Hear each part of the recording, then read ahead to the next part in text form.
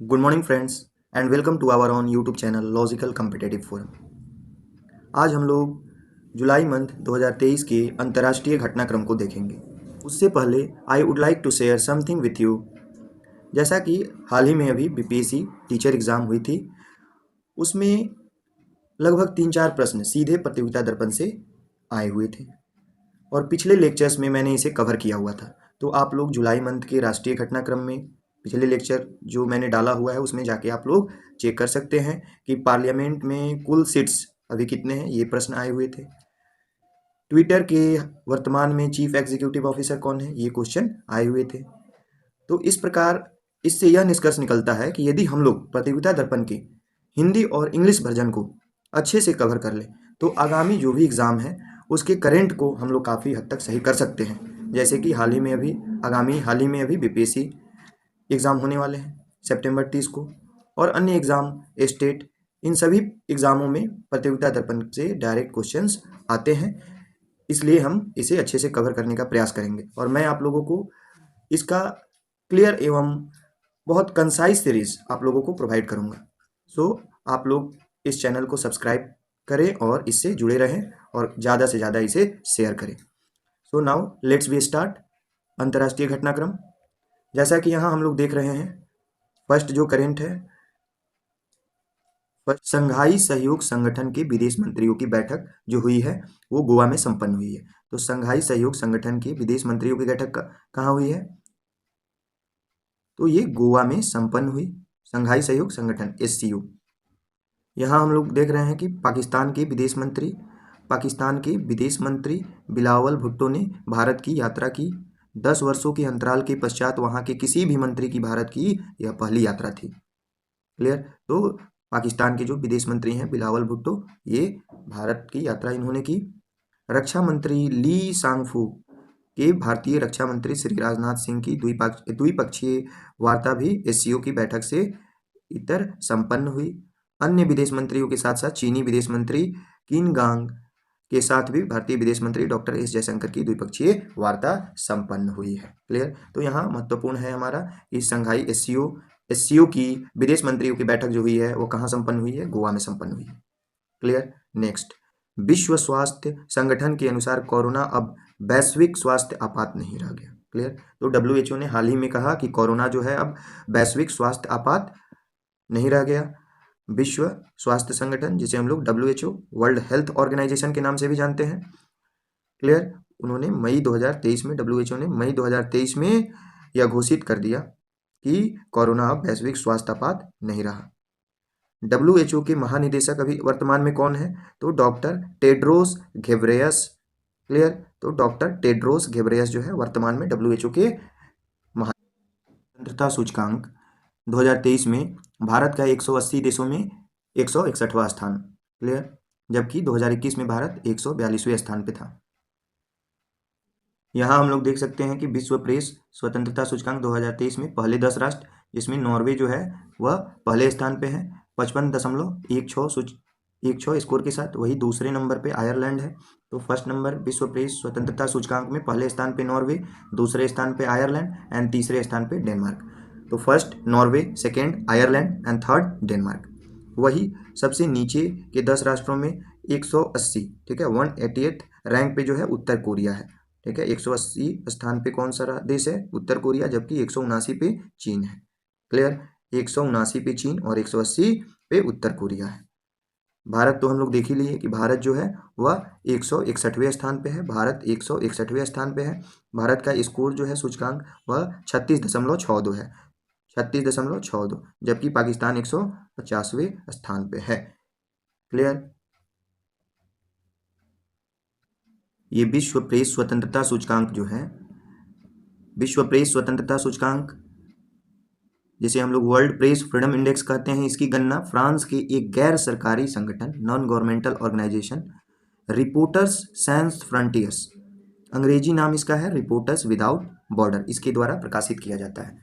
तो विश्व प्रेस स्वतंत्रता सूचकांक, वर्ल्ड प्रेस फ्रीडम इंडेक्स, जो कि एक फ्रांस की गैर सरकारी संगठन है, उसके द्वारा रिपोर्टर सैंस फ्रंटियर्स, अंग्रेजी नाम रिपोर्टर्स विदाउट बॉर्डर, प्रकाशित करता है। क्लियर। नेक्स्ट, ब्रिटेन के सम्राट चार्ल्स तृतीय का औपचारिक राज्याभिषेक धूमधाम से संपन्न हुआ है। तो ब्रिटेन के सम्राट हाल ही में किसे बनाया गया है? चार्ल्स तृतीय को बनाया गया है। चार्ल्स तृतीय। ब्रिटेन की महारानी एलिजाबेथ द्वितीय के निधन के पश्चात उनके पुत्र चार्ल्स तृतीय को ब्रिटेन का नया सम्राट सितंबर 2022 में घोषित किया गया था। इनकी पत्नी क्वीन कैमिला का औपचारिक राज तिलक हुआ। लंदन में शाही रीति रिवाज के अनुसार पूर्व महारानी एलिजाबेथ द्वितीय का राज्याभिषेक 2 जून 1953 को हुआ था। क्लियर? तो वर्तमान में ब्रिटेन के सम्राट कौन है? चार्ल्स तृतीय। चार्ल्स तृतीय। नेक्स्ट हम लोग देखते हैं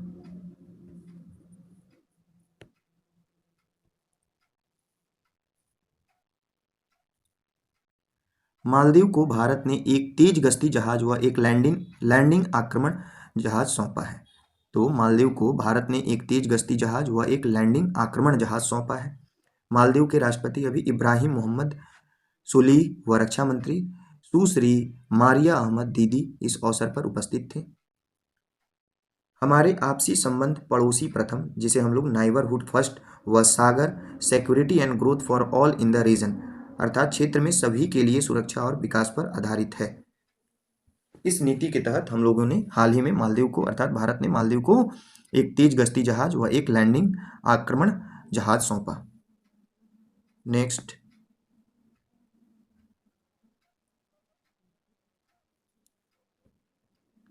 भारत ने बांग्लादेश को 20 ब्रॉड गेज लोकोमोटिव्स सौंपे हैं। तो भारत ने हाल ही में बांग्लादेश को 20 ब्रॉड गेज लोकोमोटिव सौंपे हैं।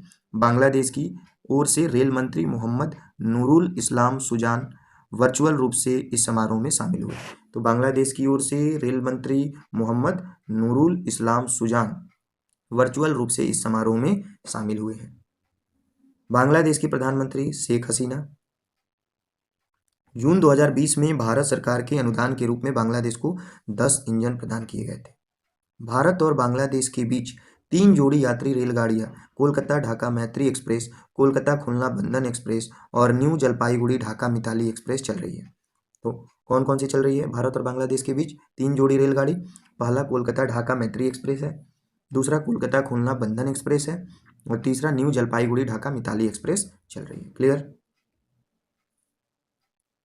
नेक्स्ट हम लोग देखते हैं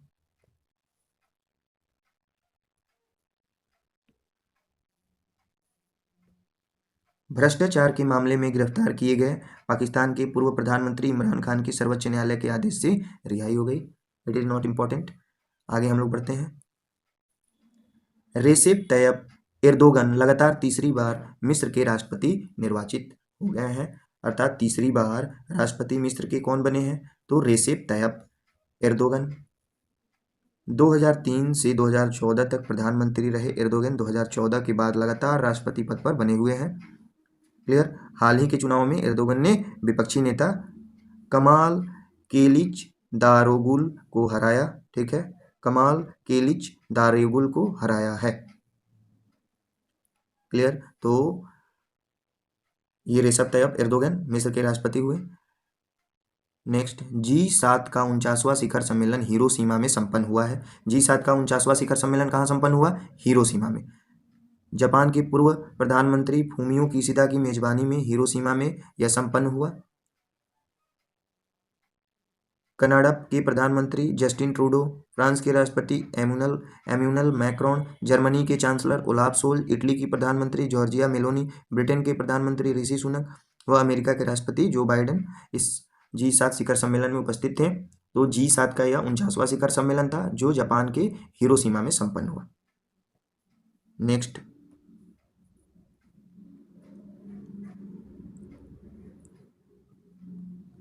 भारत सहित 4 देशों के समूह क्वाड का शिखर सम्मेलन हिरोशिमा में संपन्न हुआ है। तो भारत सहित 4 देशों के समूह क्वाड का शिखर सम्मेलन भी हिरोशिमा में ही संपन्न हुआ। हाल ही में अभी तुरंत हम लोगों ने देखा कि G7 जो समिट हुआ वो भी हिरोशिमा, जापान के हिरोशिमा शहर में हुआ। वही दूसरी ओर क्वाड का शिखर सम्मेलन भी हिरोशिमा, जापान में ही हुआ है। तो G7 या क्वाड, ये हमें याद रखना है कि G7 हो या क्वाड हो, G7 या क्वाड यह हिरोशिमा में हुआ। तो 4 देशों भारत, अमेरिका, जापान व ऑस्ट्रेलिया के इस चतुर्भुज संगठन की यह 5वीं उपस्थिति वाली शिखर बैठक थी। क्लियर। नेक्स्ट,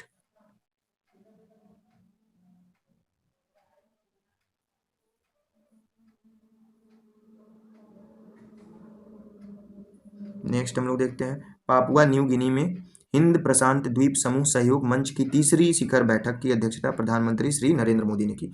तो पापुआ न्यू गिनी में हाल ही में हिंद प्रशांत द्वीप समूह सहयोग मंच की तीसरी शिखर बैठक हुई है। पापुआ न्यू गिनी में हिंद प्रशांत द्वीप समूह सहयोग मंच की तीसरी बैठक की अध्यक्षता प्रधानमंत्री श्री नरेंद्र मोदी ने की। तो हिंद प्रशांत द्वीप समूह सहयोग मंच की तीसरी शिखर बैठक पापुआ न्यू गिनी में हुई, जिसकी अध्यक्षता भारत के प्रधानमंत्री नरेंद्र मोदी ने की। पापुआ न्यू गिनी राजधानी इसकी है पोर्ट मोरेस्बी। तो पापुआ न्यू गिनी की राजधानी हो गई पोर्ट मोरेस्बी। हिंद प्रशांत द्वीप समूह सहयोग मंच forum for India Pacific island cooperation, जिसे हम लोग FIPIC के नाम से जानते हैं, पोर्ट मोरेस्बी हवाई अड्डे पर श्री नरेंद्र मोदी के पैर छूकर उनकी अगवानी करते हुए हम लोग यहाँ देख सकते हैं पापुआ न्यू गिनी के प्रधानमंत्री जेम्स मरापे।